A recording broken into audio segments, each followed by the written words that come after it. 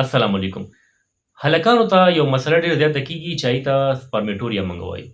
سپرمیټوریا ته عام طور باندې جریان وایي. جریان دوه قسمه، یو جریاني خون وي چې کله وینه بهیږي هغې ته جریاني خون وایي، او یو جریاني مني وي چې کله د سپرم اخراج کېږي نو هغه حالت ته جریاني مني وایي. آیا جریان ډېره غټه بیماري ده یا ډېره خطرناکه بیماري ده؟ نو یو خبره زه تاسو ته په شروع کې کلیر کړم چې دا نه غټه بیماري ده، نه خطرناکه بیماري ده، نه داسې حالت دی چې خامخا راځي تاسو علاج وکړئ. خو د جریان وجوهات دي. دغه وجوهات نه تاسو ځان بچ کړئ، دغه وجوهاتو علاج وکړئ، یا چې د څه وجې هغه مسلې راځي هغه تاسو ختمې کړئ، نو انشاءالله تاسو به جریان نه کېږي. ګورئ په لومړي نمبر باندې چې کوم هلکانو ته جریان کېږي نو هغه چې کوم دی کانسټیپیشن یو غټه وجه ده. د کومو خلکو خېټه سخته وي، حاجت یې روزانه نه کېږي، په دویمه درېیمه حاجت له ځي او ډېر تکلیف سره کېږي، زور سره حاجت کېږي، ډک حاجت چې کوم دی، نو هغه هلکانو ته به خامخا د جریان مسله کېږي، قطرې اخراج به کېږي.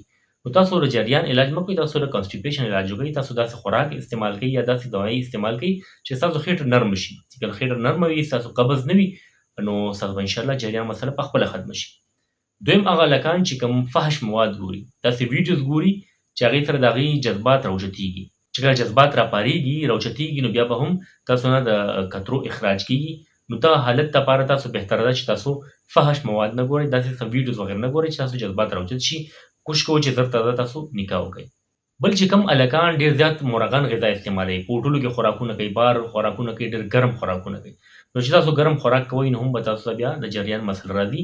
نو په دې کې غټ عمل دخل چې کوم دی هغه د پرهیز دی. تاسو د ژوند انداز تبدیل کول دي. تاسو صفا سوتره اوسېږئ، ټیک شوله، خوراک صفا سوتره کوئ چې معده مو صحیح وي او ذهن مو صفا وي، او خوراک همداسې کوئ چې هغه ستاسو معده باندې بوج نه جوړېږي، نو تاسو به انشاءالله جریان نه کېږي.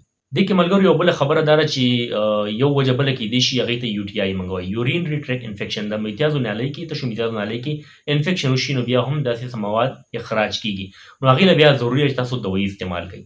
هغه تاسو چې کله یورین آر ای ټیسټ وکئ، د تشو میتیازو وړوکی ټیسټ دی، هغه تاسو وکئ، نو هغې کې تشخیص وشي چې آیا انفیکشن شته که نه. که انفیکشن موجود وي نو بیا به تاسو هغې لپاره دوایي استعمالوئ. هغې لپاره بهترین چې کوم هومیوپیتھک دوایي راځي هغه کینترس ده.